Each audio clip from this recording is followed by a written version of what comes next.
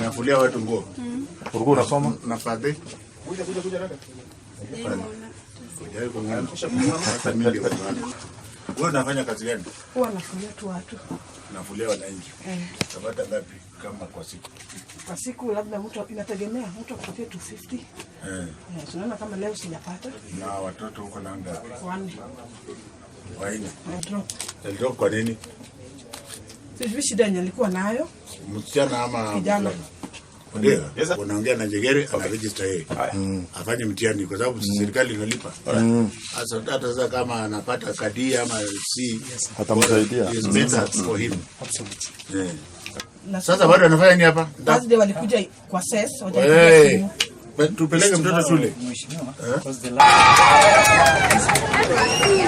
Bosi, hii ni yako. So next ni wapi bwana? Mbele.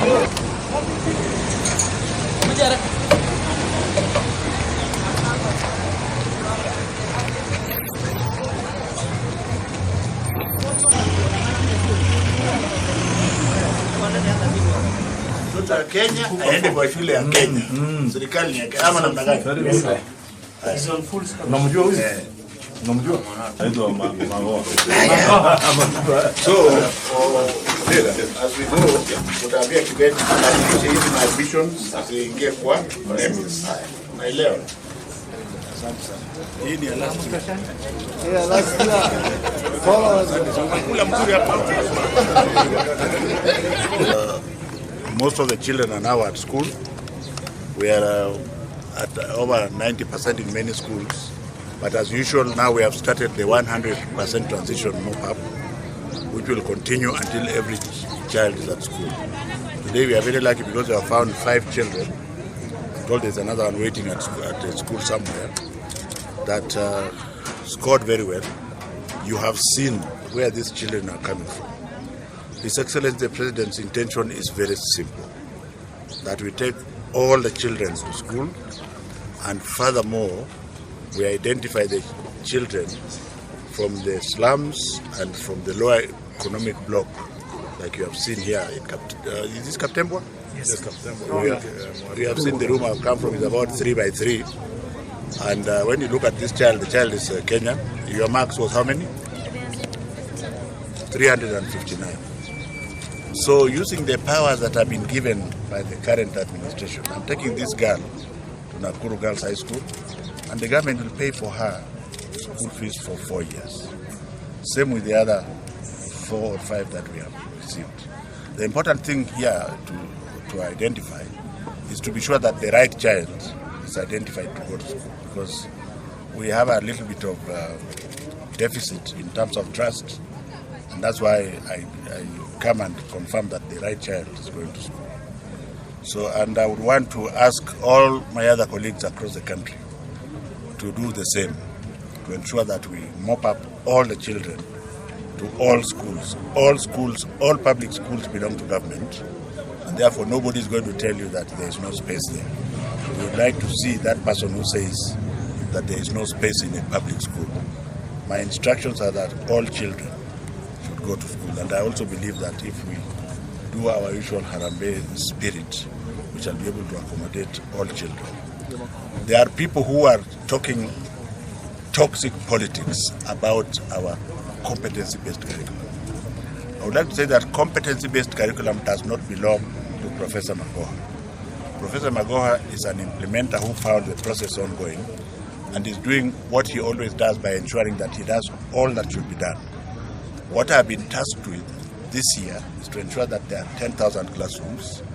We also have a permanent principal secretary, Professor Fatuma Chege, whose role, while she's paid, is to ensure that the implementation process is going to be smooth. And I would want to assure you that the task force that Professor Chege chaired had solutions for all the questions everybody is asking. The most important point is that we are on course. You can say whatever you want to say. But we are going to continue to train our teachers in the best way that we can so that they are prepared for next year.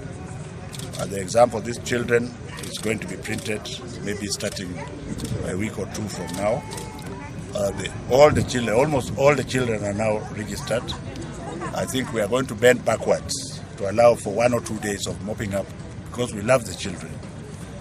When it gets to January 2023, there will be a government of Kenyans by Kenyans for Kenyan children. So stop talking as if this election is going to end the world. In terms of day schools, you know for sure that 75% of our schools are day schools. So all those day schools are going to admit CBC children. You also know for sure that there is a sizable number of schools which are both day and boarding. In those schools, we shall admit more to the day sector. We further said that for boarding schools that will not have capacities, this government, and it will be done before we leave, will have identified those schools that will have to admit, along with boarders, day scholars in junior secondary school. I am very happy indeed because the first phase is at 96%. The only challenge I have is that the 4% I have to make sure they are all complete.